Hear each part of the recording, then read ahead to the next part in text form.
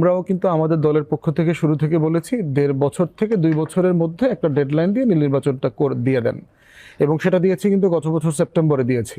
এবং পরে দেখলাম মানে উনি যখন জাতিসংঘে গেলেন উনি প্রিটি মাচ একই টাইম ফ্রেমটা বলেছেন। তো সেই জায়গাতে এই ফ্লেক্সিবিলিটি থাকাটা কেন জরুরি এটা বোঝা দরকার। কারণ হচ্ছে যে আমি একটা রেগুলার রিয়ালিটি থেকে ক্ষমতাটা টেক ওভার করি নাই, যে একটা নির্বাচিত ৫ বছর মেয়াদের সরকার ছিল, সেখান থেকে তারা রিজাইন করেছে, কেয়ারটেকার গভর্নমেন্ট ফর্ম হয়েছে, আবার ৯০ দিন পর আবার নির্বাচন করে আবার নতুন একটা সরকার আসবে।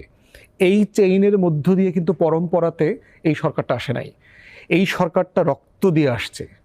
এবং কি পরিমাণ টামুলটাস পিরিয়ড ছিল গত ১৬, ১৭, ১৮টা বছর যদি ২০০৬ থেকে ধরেন, তাহলে সেই সময়টার বাস্তবতায় যে পরিমাণ রক্তক্ষয়ী সংঘর্ষ হয়েছে, হাজার হাজার মানুষের জীবন গেছে বাংলাদেশের ইতিহাসে। শুধু তাই না, আপনি বদরুদ্দিন উমর বলেছেন যে গত ১০০ বছরের ইতিহাসে এই অঞ্চলে এত বড় মানে এবং এত মানুষের সংশ্লিষ্টতায় কোনো গণ অভ্যুত্থান হয়নি এই লেভেলের পার্টিসিপেশনে।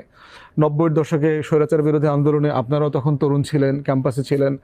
ক্যাম্পাসগুলোর বাইরে কিন্তু আপনার ঢাকাতে তেমন কোনো নড়াচড়াই ছিল না যে আসলে দেশে এরশাদ বিরোধী আন্দোলন হচ্ছে। তো সেই জায়গাটাতে মাথায় রাখতে হবে যে ২৪শে জুন, জুলাই, আগস্ট এই রিয়ালিটিটাতে আসলে কি ছিল বাংলাদেশে, কোন জায়গা থেকে এই রূপান্তরটা ঘটছে।